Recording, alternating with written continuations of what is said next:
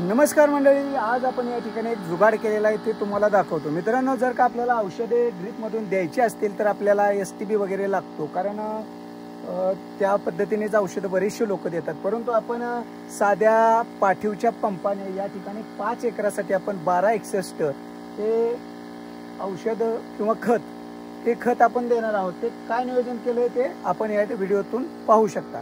तर चला पाहूया कसं देशी पद्धतीने साध्या जुगाडाने आपण औषध देऊ शकतो। तर या ठिकाणी पाहिलं तर हा पाठीवरील पंप आहे आणि तो 2 मोटरचा पंप आहे।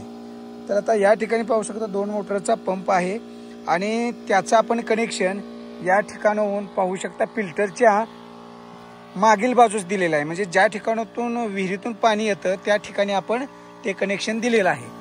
तर आता या ठिकाणी पाहू शकता इथं कनेक्शन दिलेलं आहे, इथं फिल्टर आहे आणि त्याच्या पुढील बाजूस आपलं आउटपुट आहे। म्हणजे इकडे एक 3 एकरासाठी पाणी जातं आणि या बाजूला 1.5 एकरासाठी जातं। तर आपण या ठिकाणी देण्याचं कारण काय, तर जे काय आपण यामधून औषध किंवा खते देणार आहोत ती खतं आपण जर फिल्टरच्या मागील बाजूस दिली तर काय होतं, त्यामध्ये मोटरच्या पाण्याबरोबर ते फिल्टरमध्ये औषध जातं आणि ते पूर्णतः मिक्स होतं, पूर्ण पाण्यामध्ये मिक्स होतं।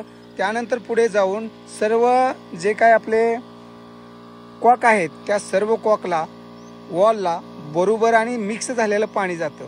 त्यामुळे निश्चितच आपण या पद्धतीनं जर औषध सोडलं तर त्याचा फायदा असा होतो की ते पाण्यामध्ये पूर्णतः मिक्स होतं।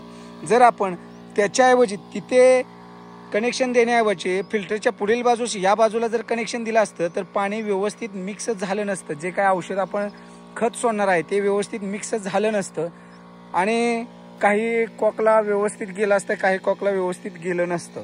तर त्यासाठी आपण निश्चितच ज्यावेळेसही आपण खते सोडत असाल त्यावेळेस फिल्टरच्या मागील बाजूस म्हणजे ज्या ठिकाणून पाणी फिल्टरमध्ये जातं त्या ठिकाणी जर कनेक्शन दिलं तर ते व्यवस्थित खतं मिक्स होऊन जातात, असं एक माझं मत आहे।